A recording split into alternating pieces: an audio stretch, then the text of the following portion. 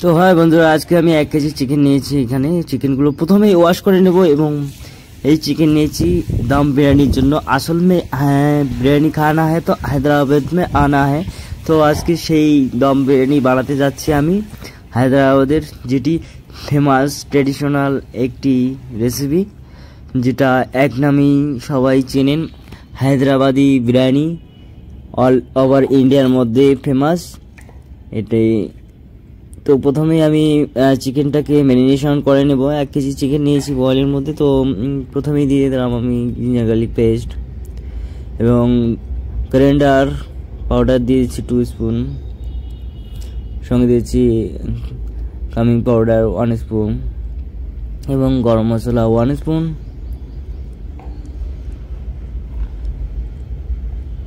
সঙ্গে দিয়ে নেব আমি একটু সল্ট আপনারা নিজের যে যেরকম খেতে পছন্দ করেন সেই হিসাবে ইউজ করবেন, টেস্ট অফ সল্ট। তো প্রথমে আমি এখানে চিকেন মশলা নিয়ে নেব।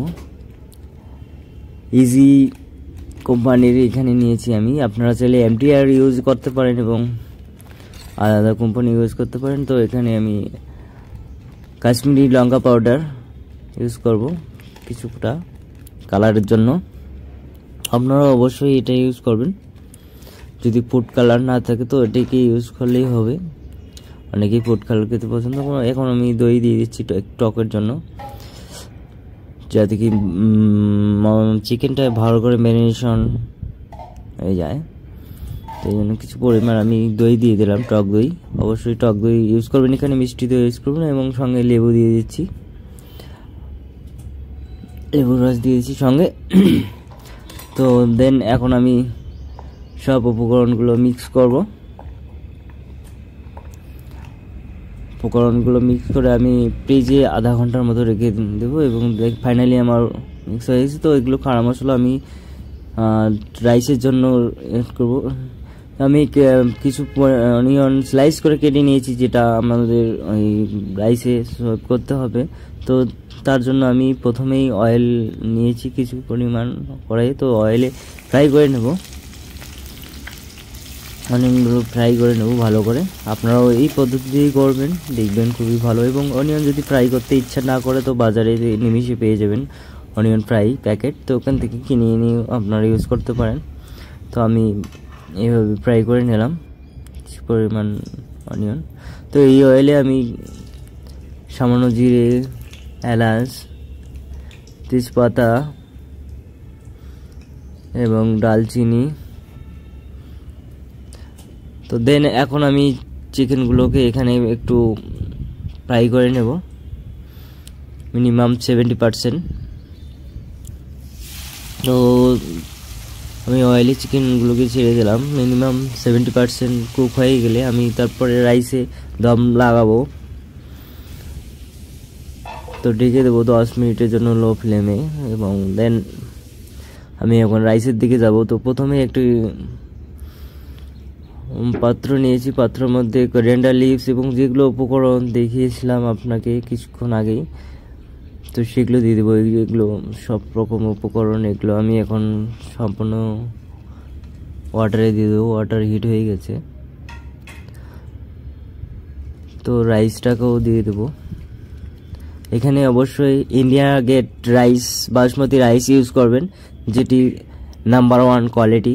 এবং ওর যে খুশবু, তো রাইসগুলো যেন ভেঙে না যায় তার জন্য আমি লেবু দিয়ে দিচ্ছি কিছুটা পরিমাণ। তো রাইস আমার 70% কুক হয়ে গেছে। তো এখন আমি একটু প্লেটিংয়ে কুলিং করে নেব, যাতে কিনা রাইসগুলো ভেঙে না যায়।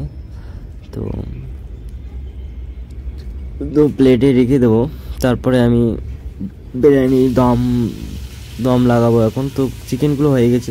তো প্রথমেই আমি চিকেন কিছুটা পরিমাণ দিয়ে দিলাম এবং সঙ্গে রাইস দিয়ে দিচ্ছি।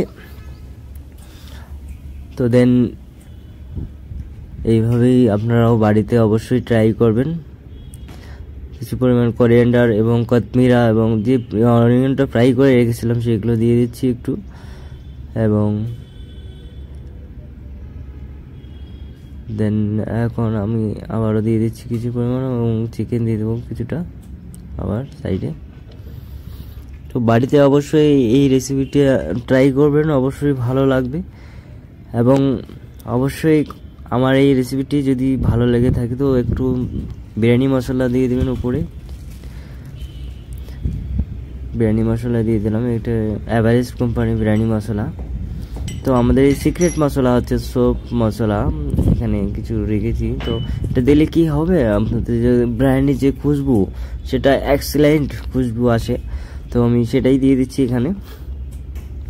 সঙ্গে ঘিটা কিন্তু অবশ্যই ইউজ করবেন, ঘি ছাড়া কিন্তু বিরিয়ানিতে একদম টেস্ট আসবে না। তো এখানে আমি দুর্গা কোম্পানির ঘি নিয়েছি, আপনারা চাইলে আলাদা কোম্পানিরও ঘি ইউজ করতে পারেন। তো ঘি নিয়েছি আমি 250 গ্রাম। তো অবশ্যই ঘি ইউজ করবেন এই রেসিপির মধ্যে। তো দেন হায়দ্রাবাদি দাম বিরিয়ানি রেডি হতে যাচ্ছে। বন্ধুরা, আমাদের এই রেসিপিটি যদি ভালো লাগে থাকে অবশ্যই কমেন্ট ও লাইক করে শেয়ার করবেন।